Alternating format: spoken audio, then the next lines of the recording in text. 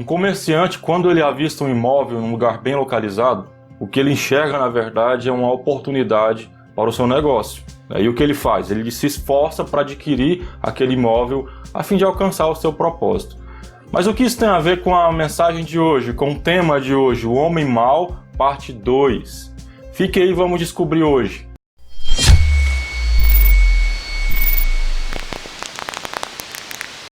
Graças a Deus, meu nome é Caio Rafael e você está no canal Ideal do Evangelho. É um prazer tê-lo aqui novamente e poder compartilhar com você a palavra do Senhor. Antes de começar a mensagem, eu queria te convidar a se inscrever no canal. Você que ainda não é inscrito, se inscreva no canal. Ajude o canal a crescer, a tomar proporções maiores. E também, você que já é inscrito, compartilha, curta o vídeo, compartilhe com seus amigos nas redes sociais. Você que está no Facebook, siga a página no Facebook. Se ainda não está no YouTube, vai lá no YouTube e se inscreva no canal, tá beleza? Então vamos para a mensagem de hoje, sem enrolação, vamos para a mensagem de hoje. Alguns dias, quando eu estava mostrando um vídeo anterior para minha filha, o Homem Mau, Rei Manassés, se você não assistiu, eu te convido, assista, vou colocar nos cards e no comentário, na descrição do vídeo, tá ok? Eu estava assistindo com a minha filha e falando para ela a respeito daquilo ali, daquela mensagem, e surgiu dali um debate maravilhoso, né? E quando nós falávamos sobre as características que demonstrava que Manassés era um homem mau, surgiu ali uma reflexão mais profunda a respeito de uma parte da mensagem, não que eu deixei passar, mas eu não me aprofundei nesse tema. E justamente sobre isso que eu vou falar hoje.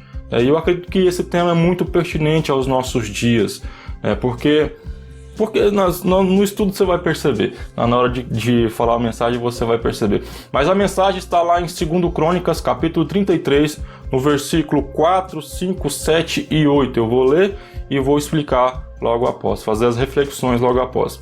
Bom, diz assim no texto: edificou altares na casa do Senhor, da qual o Senhor tinha dito, em Jerusalém porei o meu nome para sempre. Também edificou altares a todo o exército dos céus nos átrios da casa do Senhor. Também pôs a imagem e a escultura do ídolo que tinha feito na casa de Deus, de que Deus dissera a Davi e a Salomão seu filho, nesta casa e em Jerusalém, que escolhi de todas as tribos de Israel, porei o meu nome para sempre. E não removerei mais o pé de Israel da terra que destinei a seus pais, contanto que tenham cuidado de fazer tudo o que lhes tenho mandado, toda a lei, os estatutos e os juízos dados por intermédio de Moisés. O que observamos no texto aqui, o que eu falei no vídeo anterior, é que Manassés, ele construiu altares dentro do templo do Senhor. Não só no templo, mas nos átrios, e adorava e servia a todos os deuses possíveis, os deuses pagãos que ele conhecia. Mas o que me leva a pensar aqui é o seguinte, olhando pela perspectiva de Manassés, nos colocando no lugar de Manassés, eu queria te convidar a fazer essa reflexão comigo, porque é justamente a analogia que eu usei no começo do vídeo. Imagine Manassés com os seus deuses, ele rei de Judá, rei da nação, e na nação existe um templo magnífico, belo, imponente, algo maravilhoso que era o templo construído por Salomão. Diante desse fato, disto, para ele era muito proveitoso aproveitar daquele edifício a fim de atender os seus prazeres, a fim de atender os seus ideais, os seus desejos e a sua devoção ao paganismo. Como um homem de negócio, quando ele observa um imóvel, em um lugar estratégico, ele fala: opa, ali é um lugar bom para eu estabelecer o meu negócio. Então eu vou comprar aquele lugar, adquirir aquele lugar e aproveitar daquilo para alcançar o que eu desejo. Manassés fez exatamente isso ao ver o templo do Senhor. Só que me vem algo à mente, porque Manassés, ele estava introduzido dentro de um povo que tinha um conhecimento de Deus, E se não formos pegar aqui o seu pai, o rei Ezequias, ele tinha propagado o ensino da palavra do Senhor em todo o reinado. Podemos afirmar que Manassés, ele ouviu sim a respeito de Deus. Ele ouviu sim a respeito de Deus. A pergunta é, será que ele conhecia de fato este Deus? É porque ele servia os outros deuses. Por que ele servia os outros deuses e não ao Senhor? E por que ele fez isso, né? Vamos olhar o seguinte.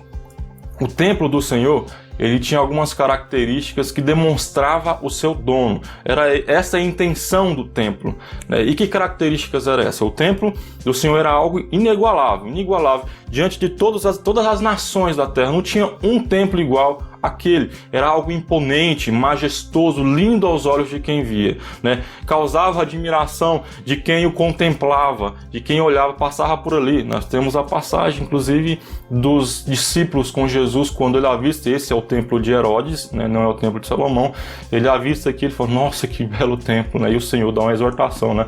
Não ficará pedra sobre pedra, né? Então, voltando para Manassés, né? Esse templo, ele em si, a sua organização era algo maravilhoso, né? Era dado pelo próprio Moisés e Davi logo após, algo que demonstrava uma perfeição, demonstrava um propósito, que demonstrava mostrar a quem pertencia, né, a perfeição, ao santo Deus.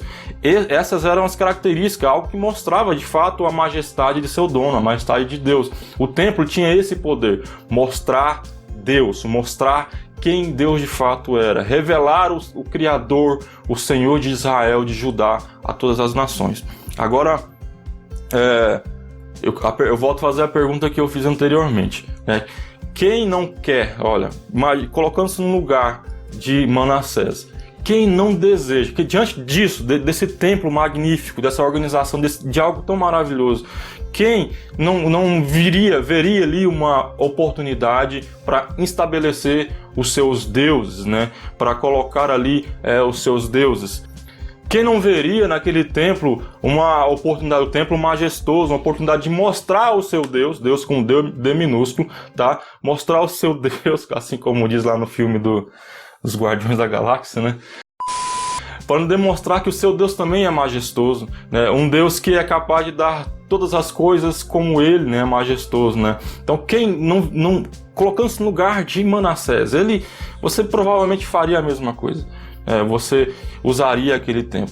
Porém, tendo conhecimento de quem Deus é, né, como Ele é perfeito, santo e não se mistura com o pecado, vamos fazer uma reflexão. Uma reflexão, umas afirmações. Somente quem não conhece o Senhor é capaz de usá-lo como benefício, para o benefício próprio. Somente quem não conhece o Senhor é capaz de submetê-lo aos seus desejos. Somente quem não conhece ao Senhor é capaz de transformá-lo em um mero serviçal. Somente quem não conhece ao Senhor é capaz de usá-lo para alcançar os seus ideais. E é isso que Manassés fez. Ele pegou o templo do Senhor, que representava ao Deus único e santo, perfeito e verdadeiro, pegou aquele templo e usou para o seu benefício, usou para os seus ideais. Isso me leva à compreensão de que Manassés não conhecia Deus.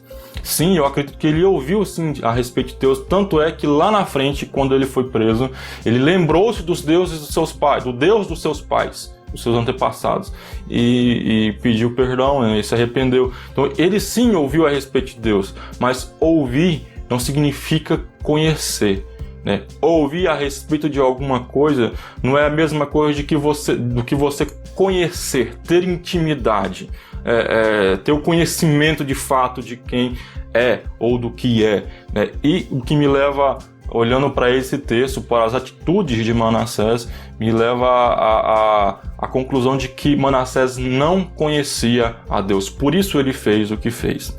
Agora eu queria fazer as seguintes reflexões, né? Deus, ele é o Deus soberano, soberano Senhor. Ele apresenta-se em quem?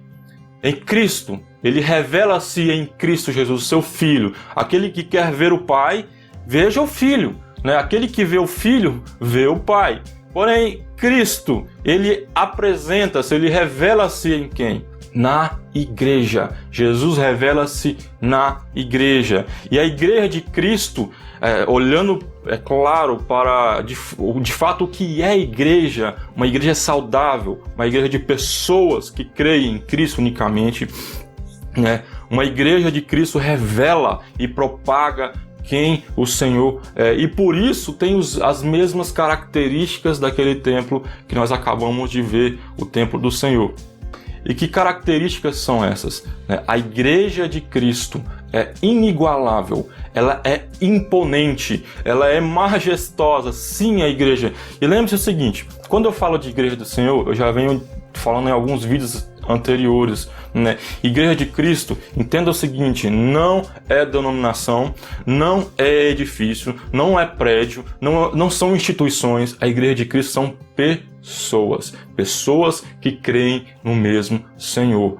Igreja de Cristo são pessoas, entenda isso, né? Quando eu falo de igreja e a perfeição e a majestade da igreja, não estou falando de instituições, não estou falando de denominações, não estou falando de edifícios, né? Pois hoje sim há muitos belos edifícios, né, que carregam o nome de Casa do Senhor, né? Mas Casa do Senhor é a igreja e a igreja são pessoas, né? E sim, olhando nessa perspectiva, olhando, né, nesse ponto de vista, nós concluímos que a igreja do Senhor, ela tem as características que revelam o seu dono. Ela é imponente, ela é majestosa, ela é inigualável, ela é linda aos olhos de quem causa, aos olhos do homem, causa admiração de quem a contempla. A sua organização, ela é perfeita e o seu propósito santo e único. Entenda o seguinte, o Deus multiforme em sua sabedoria juntou pessoas, isso é o Evangelho, juntou pessoas distintas, com pensamentos distintos, com criação distintas, culturas distintas, pessoas de raça, classe social diferente, juntou-as no mesmo propósito, numa mesma razão, Cristo Jesus, numa mesma fé, no mesmo batismo, no mesmo Espírito, no mesmo Senhor que está sobre todos e age através de todos. Essa é a igreja. Olhando nessa perspectiva a própria de Paulo, ao falar aos irmãos de Éfeso, né, é uma igreja perfeita. Uma igreja majestosa que demonstra o seu dono, que é santo.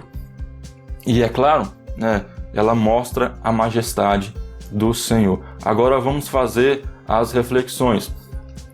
Manassés, quando ele olhou para o templo, o que ele fez? Ele olhou ali e viu uma oportunidade, né, para propagar os seus deuses, né, para usar o templo do Senhor.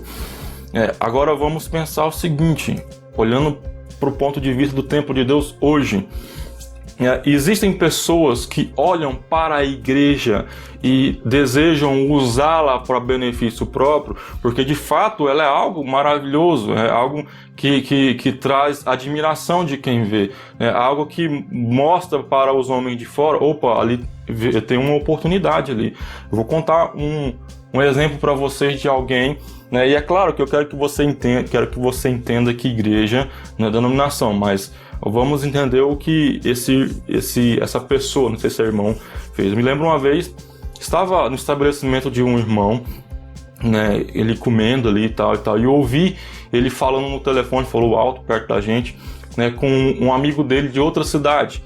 Ele tinha mudado para aquela cidade onde eu estava, né, e estava falando para esse amigo: rapaz, vem pra cá, aqui é muito bom, né? Aqui é um lugar perfeito para nós, para crescer, né? Assim, você vem pra cá, procura uma igreja grande, né? Se estabeleça ali, né? Seu negócio vai bombar.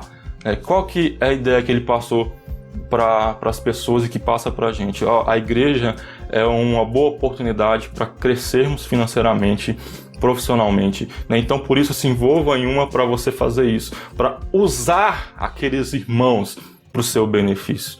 Vocês estão entendendo? Né? Existem pessoas que olham para a igreja com o mesmo olhar de Manassés. Se existe, eu acredito que existe, né? Essas pessoas são como Manassés, homens tão maus e abomináveis quanto Manassés. Façamos uma reflexão.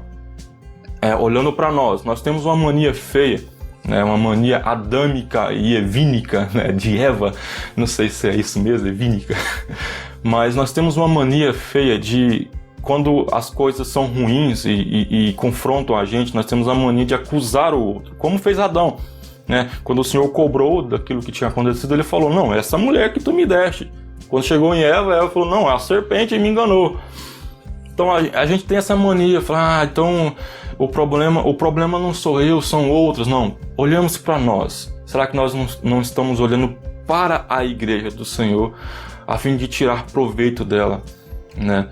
A fim de usá-la para o nosso bem, para o nosso propósito? Será que nós não temos sido negociantes, mercenários dentro da igreja?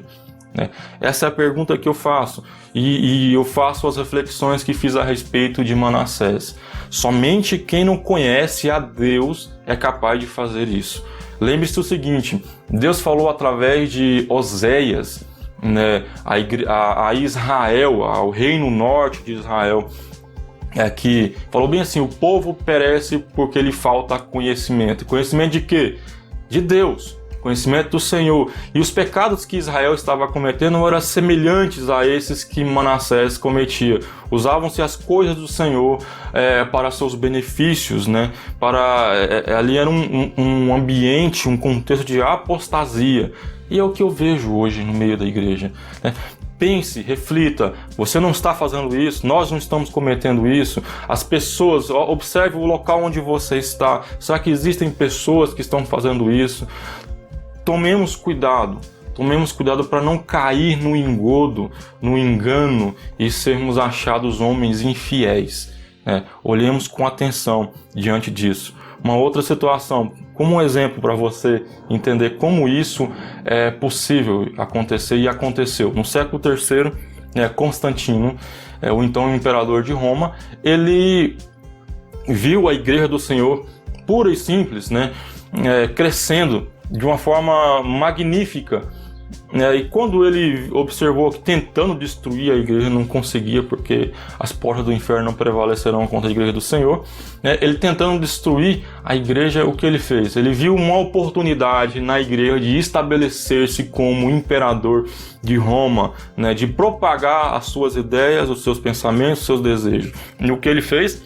Pegou a igreja e transformou-a como religião principal em todo o reinado e obrigou a todo mundo a aceitar a Cristo. O que aconteceu? Ele introduziu no meio da igreja ídolos, o que nós claramente conseguimos observar, introduziu o sincretismo religioso, introduziu o ocultismo, que as pessoas das outras religiões vieram forçadas e trouxeram para dentro de forma maquiada, os seus ídolos para dentro da igreja. E se formos observar hoje, é o que tem acontecido. Eu queria fazê-lo refletir sobre isso. Qual é o propósito dessa mensagem? Levá-los a refletir sobre as ações de Manassés, aplicando nos dias atuais.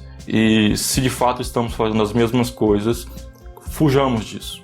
Fazemos que nem Manassés. Não esperemos a ira do Senhor vir contra nós.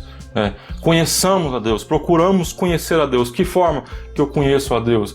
Eu vou fazer uma campanha no monte? Não. Busque ao Senhor em sua palavra. Busque ao Senhor nas Escrituras. Olhe para o Evangelho, porque Deus, o Santo Deus, soberano Senhor, revela-se em Cristo, o seu amado Filho. Procure conhecer Cristo, o Evangelho. Volte-se a Ele, arrependa-se e caminhe agora um caminho que glorifique ao Senhor, um caminho de obediência e fidelidade a Deus.